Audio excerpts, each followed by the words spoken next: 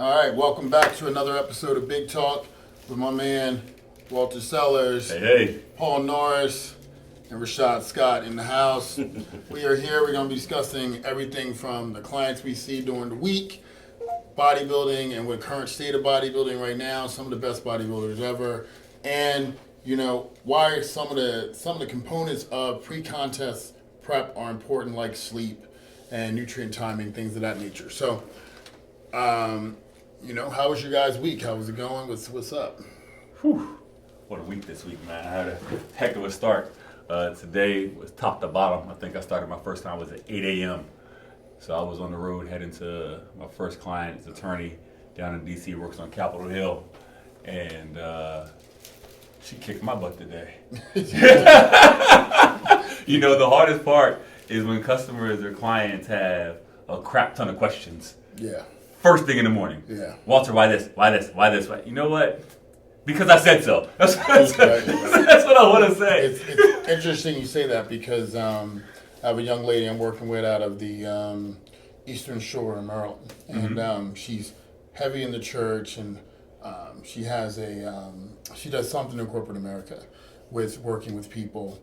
And she's losing a ton of body fat. And you know as well as I do, when you've been carrying body fat for a long time, when you start losing it, it's like, damn, I got more than I thought I had. Mm-hmm. Yeah. Because it's solidified, it's hardened, so it's not moving. And then when you start dropping, it starts moving. And she's like, Fred, why do I feel squishy? I feel like I'm softer when I was 10 pounds heavier. And I was explaining to her, the fat cells, in order for them to shrink, they must release the fatty acids, and then they shrink, and then, your skin, your elasticity has to catch up, and everything has to tighten back up. And it really is kind of funny because people will start losing weight, and their shape will change, but they'll feel softer, and it freaks them out because you don't know what to expect, So, have you noticed something like that with? What, in general? Yeah. I've actually noticed it myself. Like when we started losing, like now that I've down 3 pounds or so. Like it's just, granted, I didn't even put that much body fat on since we last did our show. I mean, I have, but I haven't. But it's like it wasn't exponential. But even with that little bit, I feel like more like, I don't like it. Yeah. Because again, especially for me carrying fat in my chest, it just does not feel good. So. Right. I would say the same thing even about competitors, right? I mean, once you start your prep, you put all this time, energy, money into this thing, and all of a sudden, 2 weeks down the road, you're like, man, I look terrible. I look worse than I did with, I started. And then things start coming around. But yeah, I can understand her thoughts because it happens to me. Most competitors, I would say, is like, man, I'm doing all this work, I'm putting this effort in, and it's just not getting anywhere. Doesn't seem like it. I had a girl today hit me up, my legs are getting smaller. I'm like, well, we're trying to get them separated, so they need to get smaller in order to show lines. And of course, you're not going to be all blown out like they are in the off season. As we start dieting down, you have to show more separation. That layer of fat has to come off. So of course, your diameter of the leg is going to come down a little bit. So yeah, I mean, it's funny though because I know for me personally, it's like as you put on more muscle tissue, separation will still maintain itself in certain areas of the body. Mm-hmm. So you can be misled by the amount of body fat you're carrying, right? Yeah. Because you're like, well, I still got striations in my shoulders, my upper pecs are still striated. Mm-hmm. And then if you're not paying attention, you got a whole load of fat on that lower back. You're like, shit. I'll be man. I got more work than I thought I had, because everybody sees it and they're like, man, he's still lean. He got lines in his hands and in his forearms and veins in his arms. It's like, as you gain more muscle tissue, you're going to maintain more of that, But it's funny. Your body stores it differently after you went through a whole prep. Mm-hmm. It stores it completely different in the body. In certain areas, just don't get fat again. Right. So very true. Like I remember, but yeah. So I mean, I don't We all got stories for months today. For months, boy. Oh yeah. This lady, making her meal plan work for her schedule. She's an attorney, so she is literally around the clock in her space that she works at the Capitol. So it's Walter, what can I substitute? Every day it's what can I substitute? What can I substitute? Walter, you did some substitution this week because you need to stick to the plan. Yeah. You got to give the plan the time to work. Walter, I still chub around my legs. Well, stop eating crap. Yeah. And you'll start noticing, the most important thing that I tell my clients at the beginning of any session, this is like the water in the rock. Well, what do you mean, Walter? If you throw a rock in a pond, the water will shake for a little while and it'll level up. But if I put a rock on the ground and just drip water onto the rock, over time, there'll be a hole that'll appear in the rock. So it's consistency over time. And that's the biggest story, like with anything in life and business, or especially working out. It's hitting it constantly, consistently, getting the right amount of rest, eating the right food so that you can accomplish the goals that you're trying to do. So eat the food. Do the work. Eat the food, man. Eat the cake, anime. Right? Eat the cake. Yeah. So, yeah, I think when you talk about consistency, that's the part that most people lose out on. Right? Sure. Like they're like my son said, I'm not motivated to practice. And I said, son, no matter how much you love something, you're not going to be always motivated to do anything consistently. It's that ability to be disciplined. That's it. And it brought me back to like when I was competing all the time, I didn't even know what it was to wake up without doing cardio first. Didn't even know how that worked. Like I remember for years, outside of maybe the day of the show or the 2 days before the show, right? I would wake up and every day was the same process. Cardio, because I was doing appearances year round, so it was cardio every single day. And it sure shit, man, it's the hardest thing to get back into is getting in the flow of just doing it consistently all the time, cardio. Even lifting, like when I didn't prioritize, now since the new year hit, I had a priority, like, look, we're going to do the Masters O. Yes. So lifting, Can't wait. one more time. Yes. Yeah, the Masters O, we're going to do it, and it's like, it's not an option. 5 days a week, I got to train. It does not matter how I get it done, where I get it done, it's got to happen. And I'm like, of course I got my children that are still, 12 and or 13 and 12. So they're running their activities and all that kind of stuff. So I found myself doing chess last week at the YMCA. Not fun, but I'm doing it and I'm getting it done. You know what I mean? It's just like it. But last year in 2022, like guess chess is not getting done this week. So. How many thousands of times have you heard somebody come up to you? Can you motivate me? I need to be motivated. How many thousands of times? Like, look, motivation has nothing to do with it. It's all about discipline. It's just icing on the cake. Right, it's your discipline, your everyday discipline. And the beautiful thing, I was talking to a group of guys that I've been friends with since high school. Just had this conversation with them, group text, and we were talking about, it's one of the reasons I love the gym is because whatever you put into it, you get out of it. Yeah, for sure. And that's just a beautiful mirror of life as well, right? The harder you work, the harder you train, the better you eat, the more results you'll see. Yeah. Right? And that's why bodybuilding in this fitness world is a beautiful thing because what you show on stage shows what you did for 6 months. Yeah. Or 5 months or 4 months. And there's no excuses, it is what it is. And that's why I love this. Yeah, I mean, I'm feeling you on, the stage part, but I think it's important to realize that the motivation behind it only is important to get you started. Exactly. Right? Like I'm motivated to do this because I want to achieve X, but that motivation has to be pushed aside for the discipline to do it all the time. Absolutely. Right? Beyond the motivation, right? Because I mean, and it's got to be about loving that process too, right? Like, do you love the process? Like, people say, what's your favorite body part to work out? I don't really necessarily always enjoy a particular body part, but that rush and that feeling I get of empowerment when I beat the workout that day. Facts. Right? That's the process that's cool. Or that process, that feeling that comes along with, all right, I'm 47 years old and I just look fucking better than everybody else in here. You're a baby. So what do I have to do to continue to do that? No. Like, I mean, there's obviously Young man. obviously some ego involved in that, but Absolutely. I mean, like, it's like, it drives you to go, well, I know I'm inspiring somebody, That's it. right? I know somebody's watching, and if I don't push hard on this set, somebody's going to be let down. That's right. You never know who's watching, right? You never know.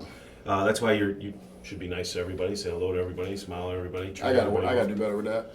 You know, Yeah. just because you don't know what that person's going through or Sure, what they exactly. see, right? So I work on that every day. However, not saying anything and just being you helps out too, right? Mm-hmm. That speaks volumes to people. It's just Right. your presence and how you act and your character as a person. So this is just a bodybuilding, this world. You don't even have to be a bodybuilder to do what we just live the lifestyle of, eating healthy and working out on a consistent basis. I mean, that right there will make you feel better because it's a sense of accomplishment that most people don't get anymore. They might have been active in high school and maybe even college, That part. Yeah. right? And then I'm working 9 to 5, I have kids, I got a mortgage, I got this and Yeah, I that. touched on that last week, Right? man. And now there's nothing else, but this lifestyle is still accomplishing stuff. When you don't want to do stuff and you push through it, you celebrate that with, oh my gosh, I did it. I did it. And most people that I come in contact with, my 51 years and a half, I know, Young he's 52, fella. I know, 52. Young fella. It's just they don't have that sense of accomplishment or anything to look forward to overcome. So this lifestyle, what we do, you don't even have to be on stage, but it makes you a better person without a doubt, in my opinion. Yeah, I mean, I think if it directs you in the right path, it makes you a better person. Are you hungry? Because I hear your belly. I mean, I'm always hungry. Right. I'm eating all this damn Can you food get that? right You now. hearing this? Because this is loud. I mean, this is loud. I'm eating all this damn food right now, man. It's fun. I think it said some words to me. it's God, nuts. let's Yeah, move it's over a little nuts. bit. Definitely, I mean, I definitely feel you on that. It's part of the reason I post on my Instagram, classicman_fitness, is every day I get a DM. Walt, thanks for posting. I appreciate your content. Blah blah blah blah blah blah. I compete natty, and it's hard. The nutrition part. People don't realize how important that is, especially to natural athletes, bro. It's exceptionally hard, especially 5 months out, let alone the 3 weeks before the show. Being consistent with your meals, and like with my clients, because I go to my clients to their home or to their own gym, I literally in my car, I plug in like a little hot plate oven thing Sure. to warm up my meals while I'm driving to my clients' houses. Why don't you just eat a cold, bro? It ain't happening, bro. Trifecta ships in the You got that box. fish jelly. Just I'm telling you, That's the worst. That is the nastiest stuff in the world. That- You gotta get those fats. It's so gross. that is the true embodiment of what it is. Contest prep at the end when don't you're matter. absolutely starving. Yep. You just don't give a Just shit shovel it. about how it tastes. And I'm sitting there like I haven't had no fat. Right? So when I used to train, George Farrell was training me, it would be no fat pretty much the entire prep. None. And he would throw in a little, and as you were lean, when you were there, he would start throwing fats back in. And when you got those fats back in, man, it was like heaven. And you're sitting there, and I'm sitting in the airport drinking cold salmon, the excess salmon juice, and thinking and loving it. That is rough. Loving it because I was so hungry. And you just can't even fathom. And that's what, as I'm getting ready for this prep, to be honest with you, I'm going, am I ready mentally to go back into that spot? Yeah. Yeah. Where it's like dark, man. It's just like, Definitely. the worst fatigue ever. Right? Physically, I mean, right? you were And literally physically and mentally. Right? You were sitting Yeah. on a fucking couch looking at the floor because you dropped your pen and you're like, Listen, I don't really know if I really need that when pen. I was prepping for the O, Can I just write with spit? You know what I mean? Like, Looking all around for another one. I know, like, it's got to be something that's got to be. I was literally prepping for him for the show. Fred coaches me, and he was like, "All right, today you can have salmon and whatever it was." So I teach a class on Saturday mornings for free. I get done my class. All right, honey, I gotta run to the store. Get to the parking lot. I'm like, what did he say I could have? And I'm literally sitting in my car. I'm like, but the problem is, I'm tired.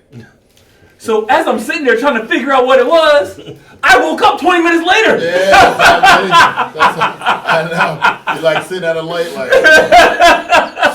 I figure about eight weeks in or 8 weeks left of your show, I call it like you get to the licking plate stage, Bruh. where you start licking your plate, and at the end you're like, and grabbing every Kernel of rice, piece every of rice, you grain. just eat it. It wouldn't be 8 weeks if we didn't have to push so hard at the end. It would be like that last 3 weeks that you'd be doing that. I can relate though. No, I I'm can just relate. saying. We all can relate. I can tell you. I started licking the plate, and I'm like, oh, I'm at that stage right now. I mean, I brought out the baby spoon. I know that's that. Why don't you tell that? Yeah, Because that's man, you know, coach is like quarter cup of oatmeal, and you're like, what? What? And most people are like, why even eat it? Nah, you're not. No, You need them Like, carbs. You want need them it. carbs. So, you know, what's that? go to sleep thinking about 13 grams of carbs or something like that. And you're sitting there like making it last with a little baby spoon. I'm gonna make this last. I'm gonna do it real slow. And you just scraping the side, pushing it into the middle. It's a little square, make it Yeah. to a square, shape it up. Yeah, I'm telling you, you're like, oh man. telling you. And then the worst is when you're eating carbs and someone calls you on the phone and you realize when you get off the phone, I ate my carbs. I didn't even fucking remember eating them. Damn it! I've actually looked under the bowl. I don't get any more carbs till tomorrow. See, you guys, y'all take it. Oh God, I'm more basic than that. I don't like my carbs to be cold. Oh my god. I like hot carbs. Okay. Right? If I got oatmeal, I want it hot. If I got rice, I want it hot. The worst is, like you said, somebody calls or gets to yapping, and I stop eating to have this conversation, Yeah. and it gets cold. Yeah. You can't warm rice back up. I don't care what it is. I'm just happy to have it. I don't I give didn't give a fuck. a fuck. Bro. I'm like, as a matter of fact, I might ball it up and just throw it in the mouth. It depends. It depends. I'm man. calling him back. Right? You know what I'm saying? Like, I don't care whether it's hot or cold. When I get that hungry, I'm just happy to have something. Absolutely. Yep. This is a good point since we're talking about food. How do we make our meals taste better? What do you guys do? I have my secret sauce. Yeah. I mean, you know, right now it's simple, right? Because you know, I'm upwards of 6 months out from the show, and it's really about getting enough calories in. So, you know, you have to be careful with all the sugar-free sauces and stuff out there because one, they wreak havoc on your digestive system, but they're only sugar-free in the serving size that they're given you. Right. So that's what's important. But like in the off season, my go-to right now has been this 10-calorie avocado cilantro sauce that I found. It's like 10 calories along with hot sauce. So mix it up and put it on with everything, and it tastes great on everything. Or, you know, salsa verde. I love that on the eggs and stuff like that. Those have been my two go-to right now. You know, what do you guys do in the off season? So for me, my favorite, I don't know, maybe I was West Indian when I was, you know, a different generation. But I'm gonna tell you right now, there is a sugar-free jerk sauce, and it's Stubbs sugar-free jerk sauce. Joe Stubbs. I'm gonna tell you right now, fish, shrimp, chicken, ground turkey, ground chicken, you name it, Yeah. it's everything for me. Yeah. And it doesn't take a lot, right? Because it's thick in the jar. So you pour it into your tablespoon serving. You put it in the pan. You really measure that? Bruh. Put it in the You pan. measure that real? Yeah. Say it for real. For real. Dead ass. Yeah, all right. God bless you. Put it right in the pan. But then once you right? One, two. I was gonna do it like this. 1, 2, 3, 4, 5, 6, 7, 8, 9, 10. Listen, when it warms up and heats up and spreads in the pan, it don't matter. It covers everything. So you cooking with it, or you heating it up when you microwave it? I don't microwave. I try not to use the microwave at all because it tastes like shit. I try to use the hot plate in my car or on the stove. I have like a little small ninja saucepan. We'll be walking around with your cancer, and he's gonna be cancer free. Hey! I told you not to use that microwave. So I mean, off season, I just eat everything. So sorry. I mean, there's no 10 calorie that. No, I just eat everything. And it, you know, it makes it a little bit. Stop. I stop now. I'm done now. I'm proud. Just during the season, though, I mean, it's the sweet eggs. I make the sweet eggs that taste like French toast, right? Just cinnamon and a little sweet glow or Splenda or stevia or whatever it is, and that is my go-to. That's what I look forward to. Just sweet eggs. Oh yeah, it tastes like French toast.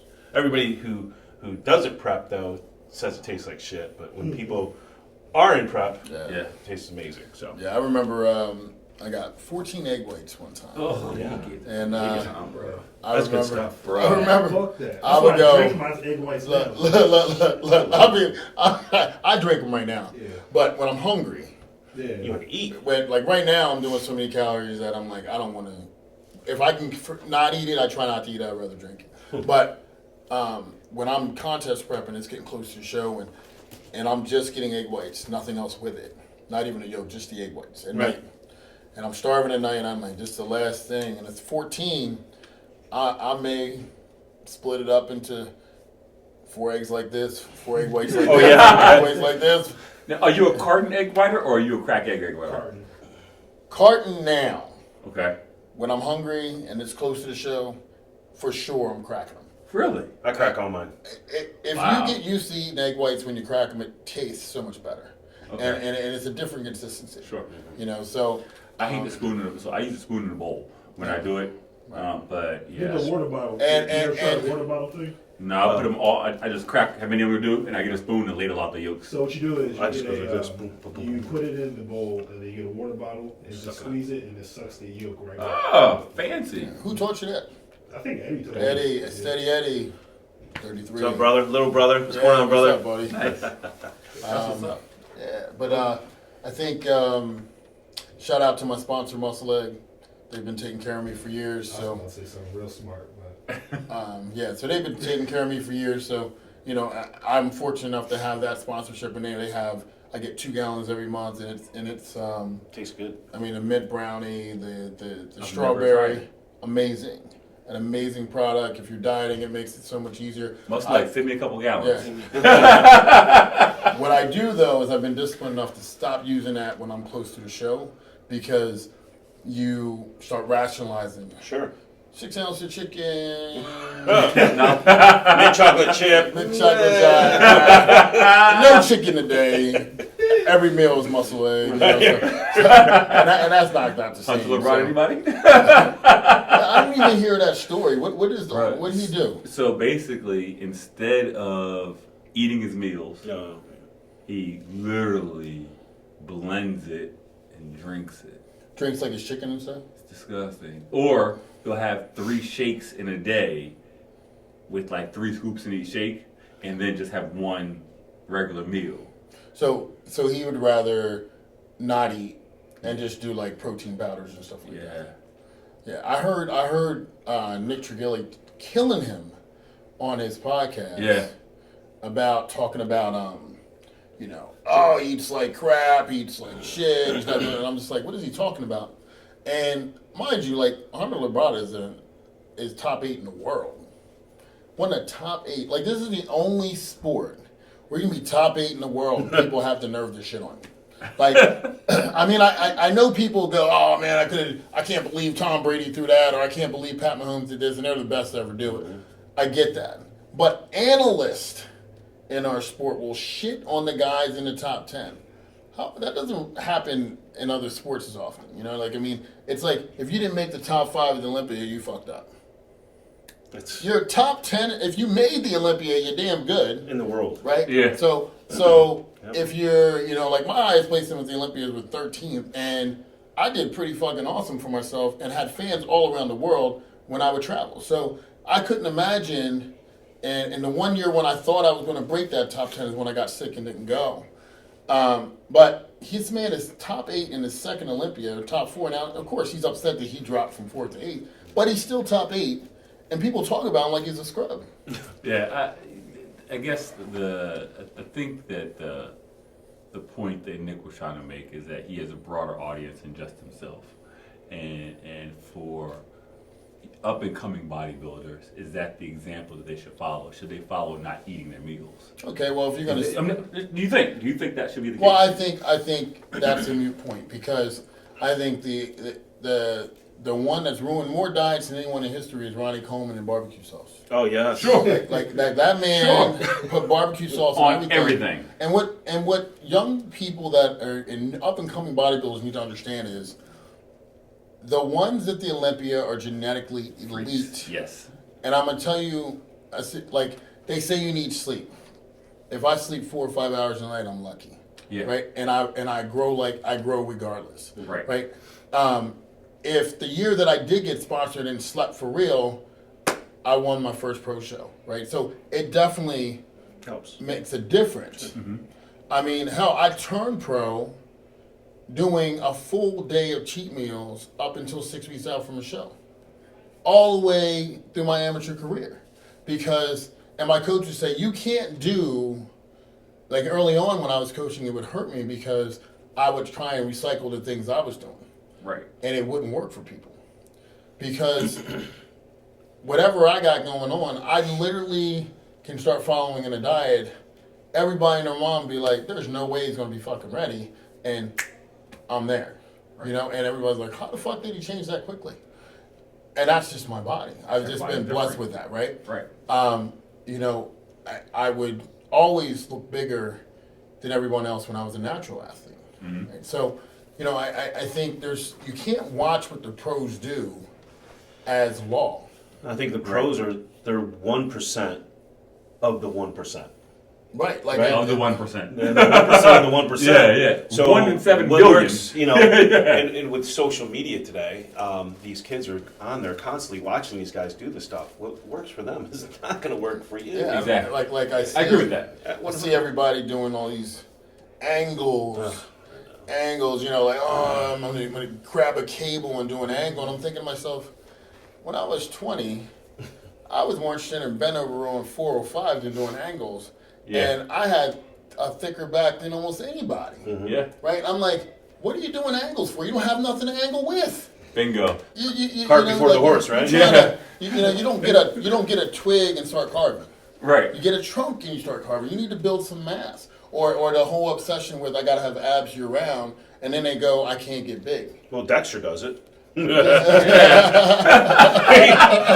I mean, come on. He doesn't do cardio either. Yeah, well, So- you know, I'm a true story, right? Right. Dexter doesn't like to eat.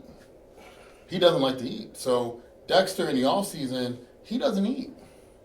So when he goes into shows, he's growing into shows. It's amazing. You know, Wow. because him and I would go to, you know, I went to Nationals, hung up with him, and Tennessee hung up with him. We go to IHOP, and my man orders a bowl of oatmeal and some eggs, and doesn't even and some toast, and doesn't even finish all the oatmeal. We go into a chicken place, and he gets like a small platter. Me in my off season, I got the big steak omelet, I got the steak and eggs, I got the grits, and can I get another cup of oatmeal with it, and can I get some toast? And I'm like, damn, I should have got that crepe. Right? You know what I mean? Like that's me in the off season, right? Like I would look at him and go, holy shit, he doesn't really eat. Mm-hmm. And so when he's dieting for a show, I mean, like he's naturally a skinny dude. Right. So when he's dieting for a show, it means he's really eating. Right. He's starting to eat more food. And so when I see these guys that go like, I don't, you know, I'm trying to stay lean, I'm like, I feel you in the day of social media, you got to look good. Gotta look good, right. But you know, you're not going to gain the size you're looking to gain. Mm-mm. You know, especially if you're a natural athlete. Yeah. You know, if you're a natural athlete, you got to add a little bit of body fat, and you got to not get fat and sloppy, but you got to add a little bit. So that's the question. So on the stage, I hit the lowest I hit in that prep for the was 206. 206 Yeah, lowest I hit. 204, I thought, yeah. Yeah, whatever it was. It was really low. And what was interesting is, you know, we built back up and got back up to 211 to get on the stage. And, you know, we talked a lot about it, you know, next show will come down a little bit. Got to come down a little Got to more, come right? down a little bit more, maybe hit the stage at the 204 or 206 mark. What do you think defines the right type of shape for a bodybuilder? Do you think it's fitting the exact mold of what is written on the paper? Or do you think it's more like, you know, conditioning, shape, blah, blah, blah, blah, blah? Or do you think it's more of on this body, on this person, they look the best today? Yeah, I think it's very simple. You want to be as balanced as possible. If someone's looking at you and they're saying, God, he has great arms, he has great this, he has great that, then you know you still got work to do. Okay. Right. Everyone's going to have a strong point, but if you think about it, look at Derek or Hottie. Look at Hottie. Right. is there really one part on his body that stands out more than another? Serratus. But not size-wise. Right, not size-wise, Everything is no. balanced. Yeah. Everything is balanced, right? And as you start going through the top 10 of Olympians and get further along in the lineup, you start being able to pick out body parts in other people. Okay. But the top guys, you're like, wow, they just look fucking awesome. You know, and you don't look at one thing. Like, if you think, who's the greatest bodybuilder ever? Phil Heath for me. I love you, Phil. I do. That's- For me, That's great. that's my Ronnie Coleman by personal. far. Yeah, Ronnie Coleman set it. Okay, I'll just ask it differently. Yeah. Who set a standard that no one has ever matched? Phil and Ronnie. You can't say Phil, bro. Phil has probably one of the best back double biceps we've ever seen. Amazing. Phil has amazing arm, but are they bigger than Ronnie's? No. About the same. Right? Okay, so if his arms are about the same, but his legs are nowhere near as Ronnie. No, glutes and hamstring and all that tie-ins and I mean, how shredded it is. No, I mean, Ronnie is I don't know about Sean. I will give Phil Heath his conditioning is always on point. always. Crazy. But what I'm saying is if his arms were that big to match Ronnie, nothing else was. Was his back anywhere close to Ronnie's? No, because he didn't have the size for it. No. So my point is, the person who set the standard above all else Is Ronnie. was Ronnie Coleman, Yeah. right? And if that's Ronnie Coleman, you don't say, damn, Ronnie's legs were awesome, but they were. You don't say, damn, Ronnie's shoulders were great, but they were. Sure. His chest was great. The only weakness he ever had was from the side, he didn't have much of a hamstring drop, right? But it was still crazy, incredible from the back. And his triceps may have been undersized compared to His biceps. right? Yeah. But, I mean, that's really nitpicking. Sure. But you didn't look at that and go, he has great anything. You were just like, that is fucking crazy. Like, 2003, highlight moment that I can remember. I'm sitting on my couch watching the Mr. Olympia pay-per-view. He walks out. No one in the history of the world had ever seen anything that freaky. No, I remember. Nobody. I remember. So what about Clarita? He's a miniature Ronnie Coleman. 100% He is that motherfucker looks so freaky. He 178 is a pounds or miniature whatever it is. Ronnie 190 now, Coleman. yeah, but Jay, I mean, crazy. I remember me and Sean backstage at the Toronto Pro talking, seeing Sean when I guest posed in Connecticut, he guest posed before me, and he's just like, the way he's built himself, relentless effort, year in For and year 12 out, years, getting better, 15 getting better with consistency. Absolutely. Yeah. Right? Like, just, it's not like, Look kids at go that, like, how do I get that big? His before and He after is has bananas. literally put on size every year, and it's like, holy shit. When you see him, you're like, you gotta be kidding me. Yeah. This guy looks phenomenal. He looks Like he Ronnie probably Coleman. looks 30% better this year than he did when he won his first Olympia. There's no mistaking this year. I mean, There was no denying him. No. no. I think he Keon looked should have done phenomenal. better than he did, in my opinion. But I think Keon's got a beautiful physique. Pretty. I just feel like there's still something that's like that. He just doesn't get that that concrete, crazy saran wrap He's look. like 24 years old though. Isn't he really young? I don't know how old he is. I know he's on the Olympia stage, and Yeah, at 19. He was only 19 when he are came you in. sure? Yeah, when he competed in Classic. Keon Pearson. I think he was like 19, and he was supposedly Steve, natty. can you look that up for us? Yeah, I don't know how old he is. I just know. I mean, I know he was young when he got into it, and I know that what's my man's name? PJ Braun. Right. Pushed. Got him started, but I just know Sean is a freak, man. Bruh. Think 5'2". 5'1". 5'1". At the Arnold, we were talking to him, Yeah, he and I was came out. amazed. Super humble guy, Bruh, super he down to is. earth, right? Like, congratulations on your definitely- baby too. He just had a baby Yeah, too, right? no, I texted Congratulations. him. Congratulations on that. Yeah, for sure. I mean, he's a great dude, man. I mean, he's, to be so decorated, he's very humble. Yeah. Very humble, and and definitely. 22. Huh? 22. Right 22 now? No, 2016 he was 22. Okay. So what was that? 6 years, 7 6 years ago? So he's 29. 29, yeah. Yeah. So I mean, he ain't a young fella no more. He can, his body has the years of training under him, Right. Where he's creating that muscle maturity. I just think that he just hasn't quite nailed it yet. When he does nail it, though, I don't see how he doesn't win everything. I mean, like if a big part of this game is mental. Yeah. Like why Let wasn't him. Flex Wheeler the best ever? I mean, God, and Most aesthetic, I would say. at 200 and He did that not show. 3 pounds, 204 pounds, he was challenging 7 shows in a Dorian row, Yates. right? Dorian Yates. I think the only reason he isn't a Mr. Olympia is the mental aspect, and this is not me guessing. This is me having a lunch with him multiple times and talking about if he had the mental aspect of this thing nailed down the way Ronnie did, he would have been a multiple-time Mr. Olympia champion. And that's the same with me. Like, they always say you get the true testament of a champion is when they actually win. What do you do with it when you win? Like, are you Right. continue to thrive and push and work hard to maintain, or you win and you're like, relax? And that was always my problem. I have a moment of success and I would relax. Right. And I remember this story, perfect example. I go to Prague, get fourth. And getting fourth, I beat Tony Freeman, I beat Lionel Becky, I beat William Bonac, I beat all these top guys, and I remember my coach going, Fred, we only got 10 weeks to the Arnold. Like, yeah.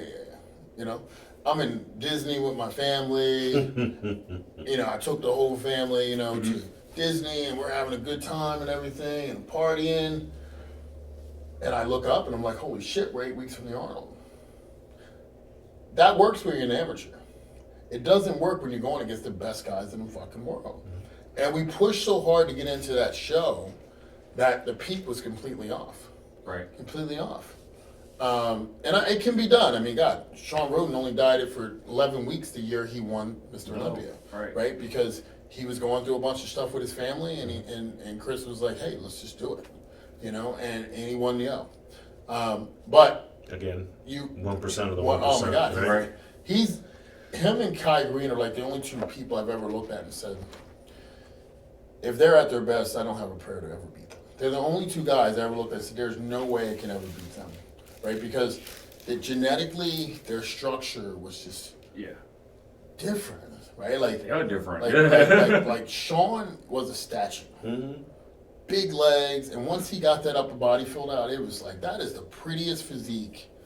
Like everyone talks about Flex Wheeler. I think Sean was a better version of Flex Wheeler. I mean, that's saying a lot, right? But if you really look at their physiques, I feel like Sean was a better version of Flex Wheeler. And I think had he had an opportunity, I don't think without question he would have won He'd beat Brandon. 5.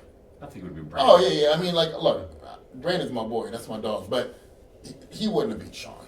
Right. Like Brandon is aesthetic. Yeah. Small waist, amazing upper body. His upper body, I think, would have been better than Sean. But those wheels that Sean possesses are crazy, man. Right. Those wheels from years of playing soccer. And I mean, they were just Huge. Tree trunk. huge, and they were just pretty. Right. The way that the tie-ins and separation, the way his sweeps flowed out, and it was like that from all angles. Even when we were in amateurs, and I was lucky enough to do his diet for him to turn pro. Like, even looking at him then, it was just like, God, that's different. That's different. It's just different. And I remember I was in the height of my career when he turned pro, and I took third at the USA that year, and he won the North Americans, the overall at the North Americans, and I went and took third at nationals. And I was coaching him, and that's one of those things where we were getting ready for the 2010 season. I said, I don't feel confident to coach you, because I thought it was different when you're a pro. It's not. Same hard work, same hard effort, all the same shit. It's just that you just do it at a higher level, right? So, but I felt like I didn't feel confident enough to do it, so I passed him off to a coach, and that coach didn't do a great job with him. I think I could have done better. So, lesson learned there. But, it's, I don't know where I was going with that. I don't know where I was going with that, but I just got, Sean, I love you. I miss you, brother. I miss you. So I don't know. But, yeah, I mean, I think, when you talk about great bodybuilders, man, who's another great bodybuilder for you? We know. Kevin Larone, man. I love him. Yeah, Kevin. I loved his physique. Just I was in your training the other day, and there's a video on, and I know he had massive shoulders, delts, but there was this one video where he was doing biceps, and his shoulders were like pumpkins. Yeah. They were huge. I really, man, he's one of my favorites. I just love the way he was shaped, and you know, I never knew he had a torn pec. Yeah. I mean, surgically repaired I know, pec. You would I know. never know. I do. I didn't know that. I mean, know. just from looking at him, I'm like, wow. Yeah. So he's had his adversities, and you know, just like we all do, right? We all have our trials and tribulations and adversities, and that's another thing why this sport is amazing, is because you get it done. Yeah. So, you know, it's crazy because we're giving all this love to that side of the sport. So, being a natty, even if you look at guys like Skip LaCour, Ron Coleman, who was on that side of the natural Frank side Zane. of it. Zane in the beginning. Yeah. You know, you think Frank Zane was natural? In the beginning. Yeah. Okay, well, he was Mr. Olympia, and I don't. He was also Mr. America. Yeah, but I mean, I don't know. Maybe on the dark side after that. I think Skip LaCour finished his career natural for the most part, and I think he was a multiple Team Universe winner. Right. You know, and like Ronnie Coleman was natural, right? He even For a while, yeah. he was turned pro as a natural, Sure. right? Which, if you have great genetics, and I've told you this before, Yeah. if you have great genetics, it does not matter, natural, you can win the national level if you're natural, Right. right? It's a lot of work. Yeah, it is. It's a lot of work, and it may take more time, but you can win.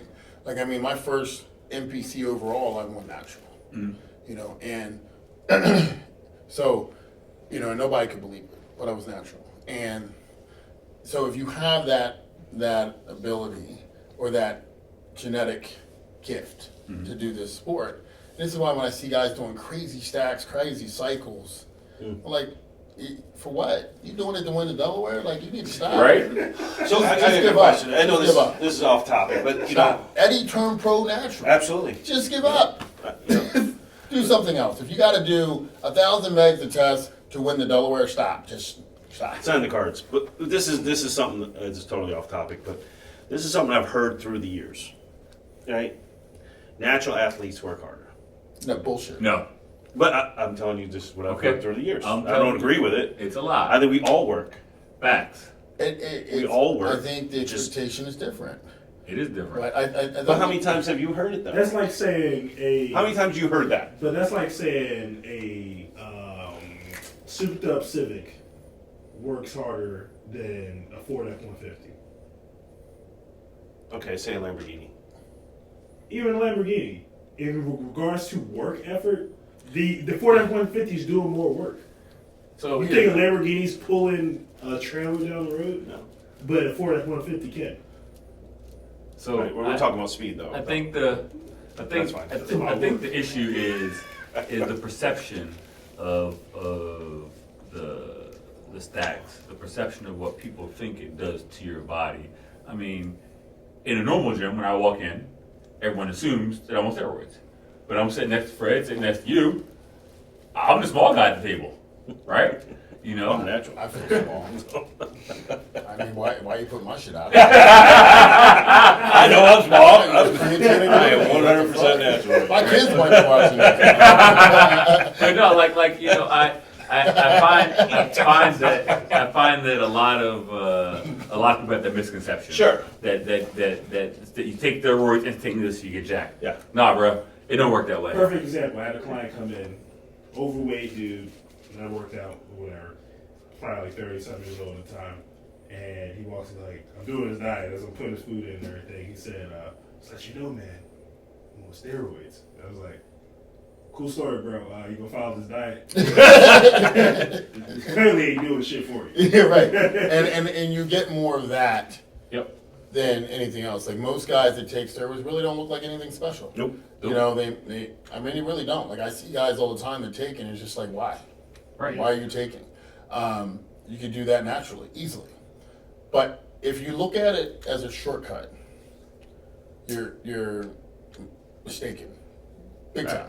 Mm-hmm. Because here's what I used to tell people when they used to argue it: the level you can achieve on steroids is something that you will never achieve naturally. Never. It's humanly impossible. The body's not meant to be that big. Okay? So therefore, it's not cheating because you're competing in an organization that is widely accepted in, and you're achieving a level that's greater than you ever will as a natural athlete. Mm-hmm. Now, guys that take it and compete in the natural organizations are cowards, Are liars. lack ethics, Yep. and should just go kill themselves. But No. is that too harsh? Yeah. Yeah. All right. I didn't say this. All right. Well, Just say. my point is.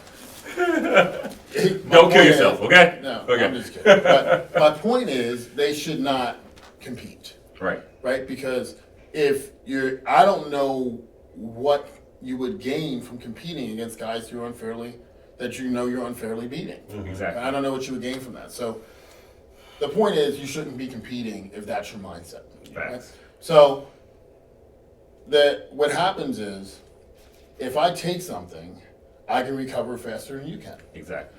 Which means what? I should be putting more work in than you are, right? Because if I put in double the work and I'm taking something that's helping me recover faster, 2 times as fast, then I will get that much bigger, that much quicker. Yep. Right? And I'll be able to sustain that level of size as long as I do what I was doing as a natural, which is eating right, sleeping, and training with intensity that's going to cause the body to want to change. Mm-hmm. That's what happens. Mm-hmm. And the consistent effort year after year doing that while on gear is what builds that super physiological size that everyone goes, oh, he's got to be on steroids. Mm-hmm. Right? But that doesn't come overnight. It doesn't No. come very quickly. It comes from being consistent in your efforts, being focused and disciplined to do what's needed to be the best bodybuilder possible. Strength athlete, Whatever it strongman, is. whatever it's going to be that you're using it for. Mhm. You know, and I think when people talk about, you know, at a natural show, this is what you see. You see the smaller guy, skinnier guy who's extremely shredded, Mm-hmm. or you see the thicker guy with great separation. You don't get both naturally. You just don't. So now when you add in gear, you can get both Mhm. if you're willing to work hard enough for it. Right. And that's all you're really talking about. You know, I think that, you know, when you pointed out to me, we were looking at some of the natural guys versus some of the other guys. I train with natural athletes, I train with enhanced athletes, and I'm stronger than most all of them anyway. Nothing to do with strength, It right. got nothing to do with how strong you are. It's like you said, you know, it's how fast your body recovers in between workouts. It's can you do legs 2 days a week or can you do legs 4 days a week? You know, and that makes a big difference in what you look like over time. So don't think that by taking the shot in the backside, that's what's going to make you a better athlete. It's what's in between your ears and the amount of effort that you put into the work constantly and consistently over time that really determines how you're going to look and what your physique is going to be. Yeah, I mean, the workouts we used to do, Insane. insane. And it wasn't gear that was making us do it. It was just a will to want to just destroy ourselves when we trained. And people I go, remember laying in bed the night before legs again. My legs are throbbing. I'm like, how am I going to get through this yeah, tomorrow? man, you just fucking do it. How am I going to get man. through it? And then wake up and you're like, all right, let's go. Yeah, absolutely. And like I remember, All mental. All mental. It It is all mental. I mean, like one of my best preps, I trained 8 weeks. I trained full 16, but I the last 8 weeks I never took a day off. I trained 7 days a week for 8 weeks, double cardio every day, and I put on like 20 pounds of muscle in that time frame. Now that's definitely not possible naturally, but I took advantage of the, you know, anabolic advantage that I had, and I was eating 7 meals a day. Wasn't eating bullshit. I was eating fish most of it. So I didn't even like fish, but I was eating that. It doesn't matter, right? Right? So it's that discipline to do whatever it takes to be your best. You know, Training that- with a broken rib. That's another. yeah, right. That was crazy. Again, like I had an obsession with trying to be great, though. Right. So it didn't matter. Like, I mean, God, I tore my groin. I kept training. You know, like, partially, not completely, but partially. And I got all types of therapies. Right before I did Arnold South Africa, which I got fifth in, it was like my groin was I could barely walk, but I was doing legs. You know, and I remember people were like, well, you're crazy. Did you do your split? Jump split? I did the jump split. That's what ended up doing the final tear that just made it snap, yeah. 'Cause I had heard it, and I think it was just a really bad... Strain. Probably a really bad strain. I mean, it swelled up really bad. So I think it was kind of torn there. It was partially torn for sure. Because it was black and blue and it was swollen. Yeah. And it literally looked like I had a third leg, you know what I mean? Yeah. Save that for Tuesday. Save that shit Tuesday. Yeah, so I do it because I was in Anguilla, small island, right? And I'm in Anguilla and I'm doing a seminar and helping some young guys pose and stuff. And the guy was thinking about doing like a split in his routine, and I was showing him how to add it in. First one fine, second one fine, and then I slipped on because the floors of the gym weren't like the floors here; they were gravel. So I slipped on the floor, and then my leg went from underneath me, and I was like, oh shit. So the promoter's like, "You'll be able to perform tonight, right?" And I'm like, "Yeah, I'll be good. And I just sat with ice on my leg all day, and just to even walk on the beach was extremely painful. But the adrenaline of the crowd got me going. Yeah, sure. And they're screaming, they're going, Biggie, and all this stuff. And next thing you know, I'm like, fuck it. And I threw the split, and I'm like, oh, that wasn't good. And I think the next week trying to move around was like the worst. The worst. And I remember I show up in Germany, and I'm not letting them know that I'm hurt. Because they're paying me big money to be there. I'm like, I'm not going to let them know I'm hurt. So the guy's walking all fast. And I'm like, I'm tired. I'm tired. I'll catch up. But yeah, I mean, it was rough, man. It was rough. Again, that's a mindset thing, though, right? Like, it's, to want to keep going. Like most guys, I think would say, I'm gonna sit the next one out. But I was just like so driven to want to be better and better and better. And I just think it wasn't even an option for me. The thought of stopping never even came to my mind. Now I'd be like, oh, my pinky hurts. Let me just break. So break today. That's a perfect segue. What's like you guys' best prep story? Mine was a post prep story. For me, I can tell you it's actually with Fred. About a week after the show. Actually, it was like the day after the show. We were talking, and we were talking about when you knew you were in the zone, and he was like, I knew when Walter was in the zone because I said do this. He was just like, give me the fucking weights so I can just get the workout and get it done. That was my best experience, and I know that when I get to that place, I'm where I need to be. At the beginning of the prep, you're still strong, you still can lift whatever. It hits different when you're depleted. You have no food, you're hungry as hell, you're tired as hell, you still got to work tomorrow morning.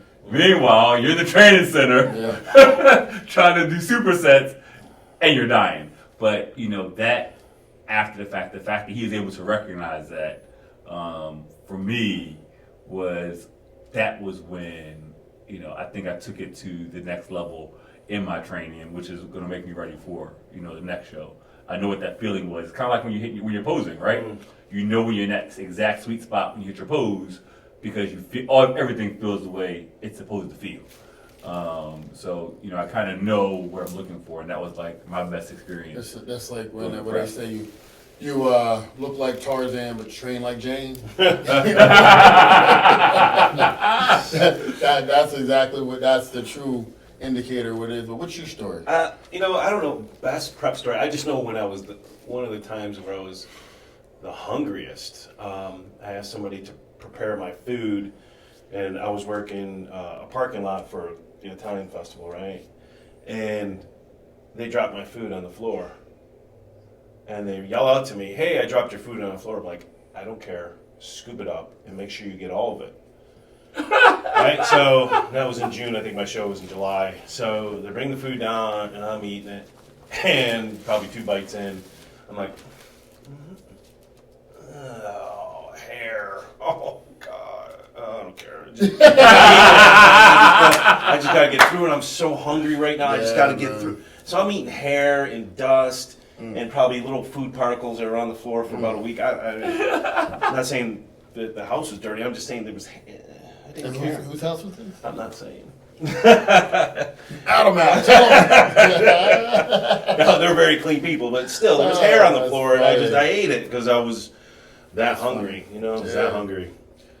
I think, I got so many prep stories, man, but it's like one of the ones I think early on that's funny is like when I first started working, because like when I did the Nationals the first time I took 10th, I did that prep myself, right? Jack, who owns the training center here, would look at me and tell me, I think you need to speed up, slow it down, but I did it myself, right? And I took 10th. And I remember at that time, like now when you go to nationals, because there's so many divisions, we got classic, we got men's physique, we got bodybuilding. At that time, it was just bodybuilding. And I remember you're sitting in a room, there's 56 people in my heavyweight class. And it's my first time at nationals. And I'm sitting next to this guy, I think his name is Mario or something. And nice guy, but he's like, "This is your first time at nationals?" I'm like, "Yeah." He's like, "Man, it's gonna be short for you." And I said, and I was like, "What?" Like Damn, that was brutal. Yeah, it is, but like, and here's the mindset, right? If you don't know how to lose because you just can't even fathom losing, then you don't even think about that, right? Right. Because I never lost. What? Like, I don't know what the fuck you're talking about, right? Like, I'm gonna fucking win, right? So I was 203, and this is when I tell you weight doesn't matter. It's just bring your best look. It's 203 in the heavyweight class. And I was really working hard to suck down to 198. I just couldn't do it. So I was 203. And I remember I'm backstage, I'm looking at all these guys, and they look good. I'm like, no one's really harder than me. Bigger, but not really harder. So I get on stage, second call out. And this guy who told me it's going to be a short trip for you, he was in fourth call out. But I didn't know what he meant. Didn't really know what he meant. So they quarter turn us. We hit like front double bicep, back double bicep. And that's it. That's it. Everybody falls off. They said, okay, here are the top 15. They call my number. I'm like, yes. Don't know what it means, but yes, right? Because now, mind you, how many people from Delaware were in the top 10 at nationals? Right? Nobody that we knew, right? I think like there was like one guy. Yeah, I think it might have been one back then. Like, Milton Holloway, but I was, but it was like everyone would go to nationals from our state, but nobody was really doing well. Right? So I'm on stage. Where the fuck Mario go? If you weren't in that top 15, and mind, there's 56 guys in the class, you're not in that top 15. You got the quarter turn, front double bicep, back double bicep, and your ass went home. Yep, grabbing curtain for about 5 minutes. You were on stage 5 minutes top. You spent all that money to get in there. You spent all that time and effort, and you were on stage 5 minutes. Yep. And you're like, holy shit. Yeah, I don't play. Right? And I'm up there, I'm like, oh my God. Like, and I walk in, and my wife at the time, it's like, I think everybody else got cut. And you made it. And that was my first taste of the NPC Nationals, man. 2006. Yeah. 2006, right? And that's crazy, but that was my first taste of NPC Nationals, man. I was like, wow. And I've been, I can't even believe that somebody would go and have to get cut in the first. That's crazy. It happens. It does. At the Olympia, there were 115 guys in Classic. Yeah, that's crazy. 115 in the amateur Olympia. I was 55. I was nowhere near the top 15 out of 100. Thank you for your money. Right. Thank you for your money. That's what it was. Enjoy your vacation. Right. Yeah. Top 10, I think, in the Masters, but it was still 35 guys. Yeah. That's crazy. Yeah, I mean, it's I think when you do those big shows like that, it's like you get out of your you see a whole different perspective. Sure. And that's what you need to do, though. Yeah. Like I trained this guy Paul, and I mean this guy's gonna look completely different here. He hasn't changed his physique 100, probably 360 degrees. I mean, it just looks completely different, right? Complete turnaround. So I guess that'd be 180, right? Yeah, I was 180 degrees. I want to correct you, but Yeah, definitely. And Spin around, run right back to a Back to place. start place. Thank you for nothing. 180 degrees, right? So, but last year he was like, I just want to do this last show. But when you get up there and you say 60 plus, you're like, I'm gonna win this. I'm in shape. You get up there and you see these guys that are in their 60s that look phenomenal. Sure. Yep. You're like, holy shit. Yeah. What granddad is this? Right? And it inspired him, man. He was like, there's a lot of guys doing this stuff. Yeah. It's not just me. Because what is everybody around him telling him? Why are you going to do this? You're too old. You're this. You're that. Right. You're this, right? They tell me that. What are you talking about? Isn't it time to move on with your life? What do you do? And then you get there and you see these guys that have careers, have families, Yep. super athletic, Yep. and they're like, I just still have Got passion to go. I'm like Rocky, man. I still got shit in the basement. I want to get rid of Exactly. it. I Right? say it all the time. It's like something in there. I know, right? It's like, man, I don't have to settle. If I want to look phenomenal at 60, I can look phenomenal at 60. Yeah. Right? And these guys are rocked out, man. They look good. They're sized and inspired them, man. This guy came back with a vengeance. This guy hasn't taken more than like a few cheat meals all year. And he's focused. You can tell my story next year. Huh? I'm just kidding.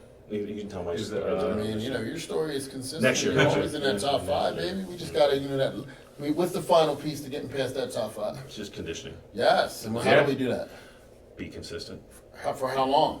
As long as it takes. Yeah, as long as it's taking. Just say it, man. All year, bitch. I know, but even winning like the national show this year, it wasn't my best look by far. No. That's why I have to come back this year and have it be my best look. You know what I mean? So it's like people are like, "Oh, you won." I'm like, "Yeah, I won," but I know But that what I put on stage was definitely not my best, and there was a lot of other factors. And isn't that the interesting? That's the interesting part about our sport too, right?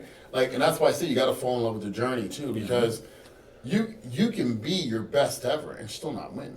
Facts. Right. But And that's the hardest pill to swallow. right. But if you're You know, though, I think as you mature in the sport and know that you are better than you were before, I'm at peace with that. I was never ever upset I'm at peace with that. with a placing when I knew I looked. Well, that's not true. Yeah. When you did your best and you left no stone. That's not true. Because there was always yeah. a stone. No, that Brazil show, man. That's still. I don't even think about it anymore. Until I just brought it up. But damn! That was a lie. Here we go! Oh, yeah. That was a lie. I don't even think about it. Shit. Why are you sweating? Bro. Right? They pull you in first call because it was the first inaugural Brazil, the first one, and I came out of nowhere, bro, and everybody was like, "Holy shit, look at Freddie!" And Dennis James looks at me and goes, "Fuck, bro, that most muscular you had on stage would be in any magazine is fucking gonna like." People are gonna be like, "Holy shit!" with that, right? And we're backstage after prejudging, and I was first called out in the center the entire time. What's that mean? You won. You win, right? First place. Happened to me. Happened to us all. And right, but the check was a $40,000 swing from first to fifth, and I was like. I'm going back on stage and know I got this thing, right? Because at the Arnold in Brazil, it's only a 2-hour difference between prejudging and finals. So it's not like your body's going to change that much. You're just laying backstage, nibbling the whole time, right? So I go back out. They're on stage, they got me all the way to the side. I'm like, what the fuck? Comparing to everybody else, got me on the side. I'm like, damn. And they call out awards, I get fifth. And I'm like, I remember. I was just so puzzled. I'm like, how can this happen? That was probably like my first crushing blow as an IFBB pro where I was like, damn, how did this happen? How did this happen? And I just remember going, well, I mean, I look better than I ever have. I mean, I was shredded for that show, man. Shredded. Like, glutes looked like, they were... Hot dogs. Man, they was beautiful. And I was just like, damn. Yeah. And Hot dogs, Yeah, I don't like hot dogs around my ass. Oh, man. I love hot I don't dogs. like that analogy. You know, you talk about my glutes and hot dogs. I'm just saying. Let's just say Save that for Yeah, Tuesday. Secure my That's a man. Tuesday conversation. You don't call it say shredded wheat, right? You look like shredded wheat. And hot dogs, man, what are you talking about? I'm just saying. You look like It's not that type of party, bro. man. But no, and I was just like, and I remember sitting there looking at my wife going, "There's no way I'm gonna lose. There's no way I'm gonna lose." And when I got fifth, I was like, "Wow!" It like took this air out of my sail for a second, but then I was like, you know, and then all the other stuff, you know, literally the next morning I get an email from Libya asking me to guest pose, and I was just like, I'm fine. But you know, like you pivot and turn very quickly, you know, because things are happening. But that was probably the one where I was like, damn, you gotta It love stings a little bit, yeah. You gotta love the sport. You gotta love the journey of how you change, and all the external things outside of the trophy, Yeah. right? Because man, you know, you walk into a show, and if you don't have that mindset that it's about the journey, then 5 guys or a female will change your perspective on yourself, just like that. Yeah. Just like that. So you really got to love the journey of this. And I think that's learned too, and having a reasonable expectation of what's going to happen too. I mean, you can't be like, "This is my first show. I've never done this before. I'm going to go win nationals, or I'm going to get my pro card this year." Oh, come on, come man. on now. You know, being Instagram, you know, Instagram famous people. Everybody on Instagram, everybody's like this. I think I can win the nationals this year. Yeah, okay. Like you haven't even done a show yet. That's why I say just get out there. Go ahead. Well, I mean, I'm looking at here. I look better than that guy. Okay. It's a picture, bro. Yeah, get on It's a stage. picture. Get on stage. You don't even know the 3D what's going to happen when you get there. Like it's a Yeah, different that's look. Sure. And yeah, and you win the Delaware. You're like, am I ready for nationals? No, you're not ready for nationals yet. But if you tell them that, now they want to go to a different coach. Tell the truth. You know, That's what they want to go to Team Amateur down the street. I'm just saying. You know, like what the hell? I'm just saying. You can go to nationals and spend your $4,000. Go ahead. Yeah. But you might want to put that in food and Crazy, and then they go, well, this promoter said that I might be ready. Well, the promoter wants the money. Want your bread. He wants your money. So of course he wants you in the show. He don't care how you feel. He don't right. care that you're going to go there and feel like, damn, why did I even come? You know, you sitting there on stage with the boo-boo face talking about, I thought I looked good. Yeah. Listen, and You do look good. You just don't look this good yet. right. You know, like, God, you Take look some. great. Go to the beach. You'll feel amazing about yourself. You know? Man. The bodybuilding, it's a different type of feeling good, you know, and looking good. You look sick. Eat something. That's when you're. That's when you're right. That's when you're. That's it. so emaciated. I would say that to people. If people in the gym and in your family are telling you look good, you still fat. Yep. When they start telling you, Are you okay? "Are you okay? I can see your bones You look in your face. sick. Yeah. I don't like your face like that. That's You know. that's when. Are you sure this is healthy?" Then you pull up your shirt and you're like, what are you talking about? Right? That's what I told. That's exactly And what happened. then when you're really ready to go, that's too much. Right? That's too much. Why would you want to look like that? Yeah. That's not. That's not healthy. That's not healthy. healthy. That's what happened 2 weeks before. And 2 they, weeks look, before. they're looking at you with a Big Mac in their hand, going, "That's not healthy." Yeah. I don't Smoking a think you should cigarette, look smoking a like cigarette, that, right? smoking a cigarette. I just don't know what you're doing to your body. Your drunk uncle's like, "Boy, you better better eat take care of something." yourself." Shit. You know, like my one cousin came to the house one day, right? He's like, "I think you should give this up. I think you're getting a little too," because after I told him my pack weight, "But I don't want to see nothing happen to you, man. I think really came and had an intervention with me." And I'm like, "Don't you smoke weed every day?" What? Like, get out of here, man. Like, Too funny. I mean, not that there's anything wrong with smoking weed. I'm just saying. People always have an opinion, right? Everyone's Right. got an opinion, man. So what do we learn from that?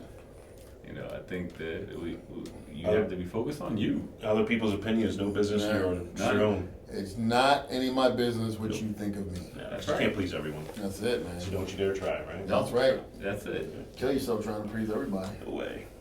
No way. Yeah, no doubt. But come on, segue to the next Well, thing, man. our final one that we have on the list now is who inspired you to get into bodybuilding?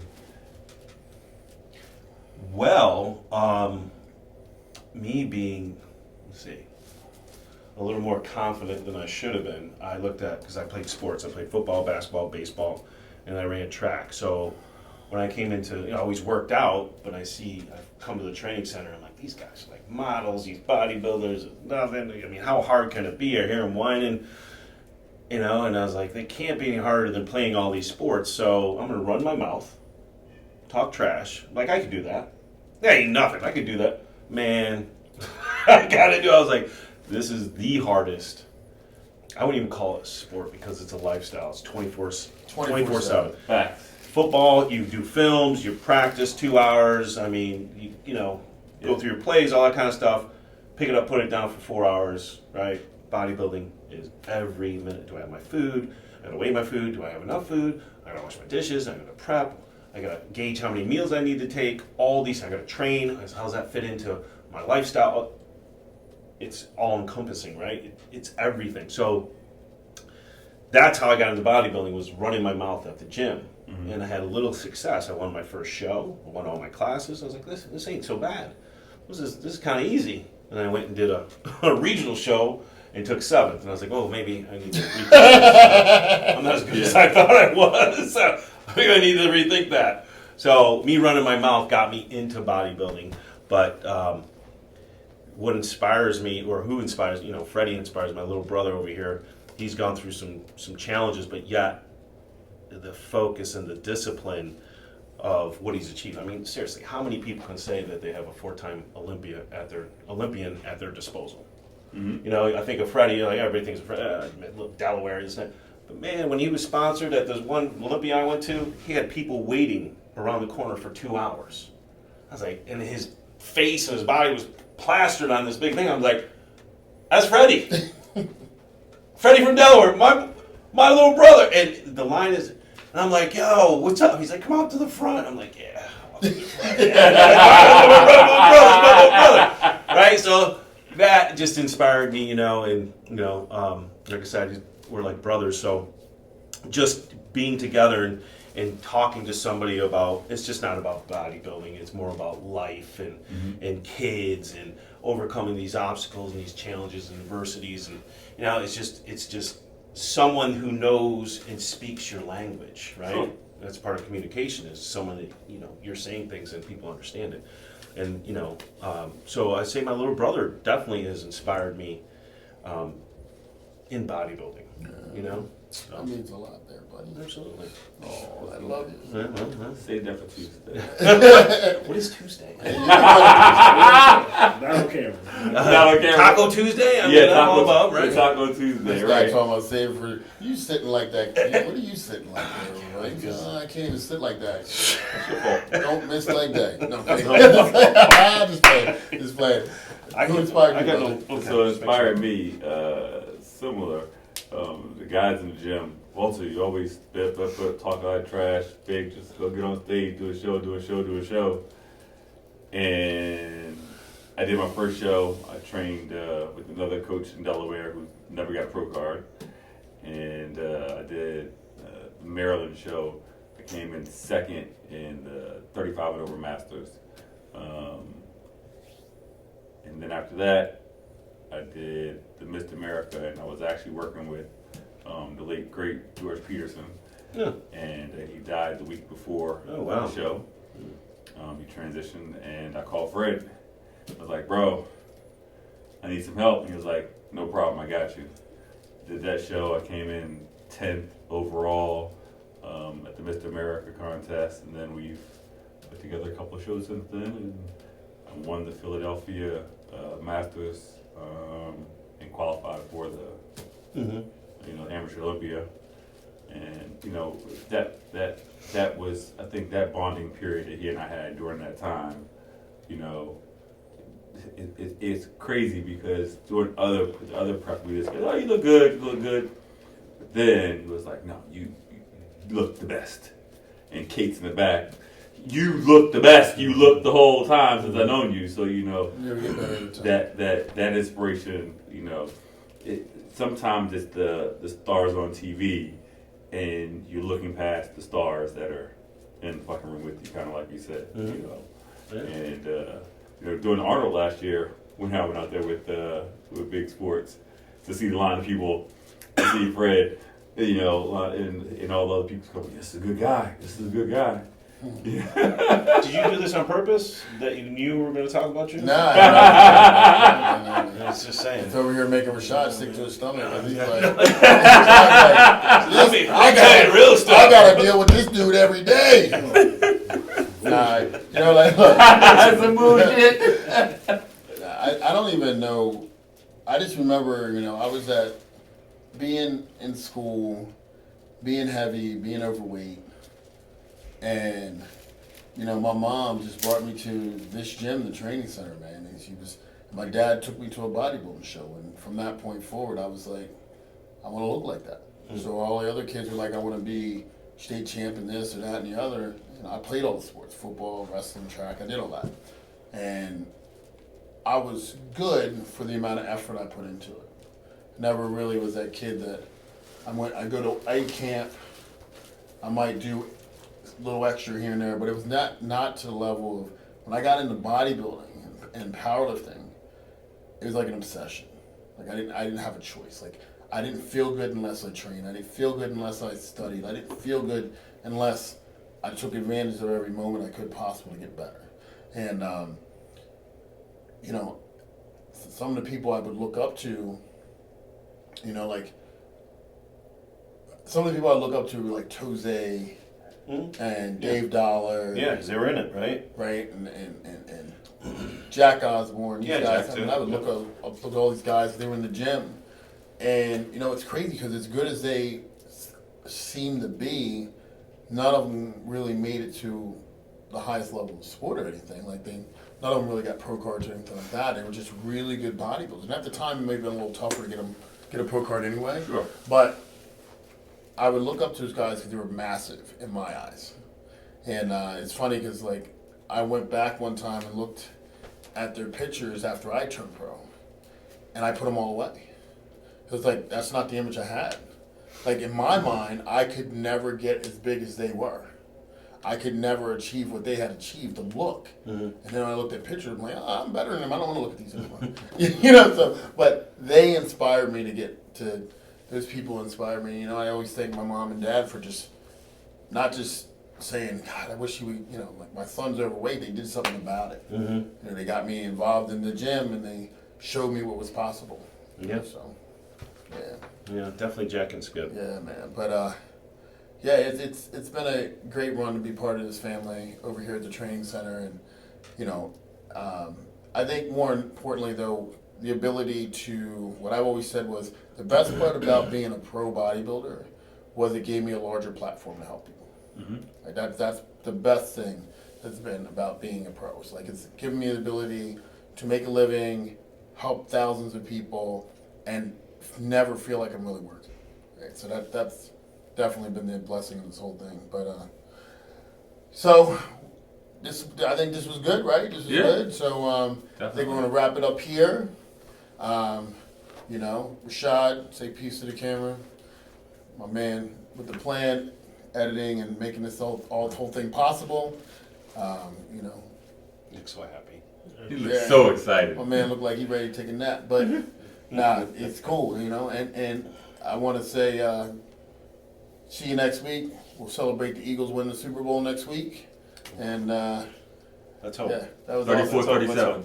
It'll be 34-37. Eagles win. I'll take that. That means Patrick Mahomes had a good game. Yep. And it's Black History Month, so first time ever 2 black quarterbacks in the Super Bowl. Yep. Which is significant because when I was a kid, they said you couldn't win with a black quarterback. So. Weren't smart enough. That's why. Right. I mean, I'm just saying, right? Couldn't throw the ball. Yeah, something like that, right? But no, it feels good. Any opportunity we want to pursue, it's ours for the taking as long as we're willing to work hard enough for it. That's it. On that note, peace. God love it.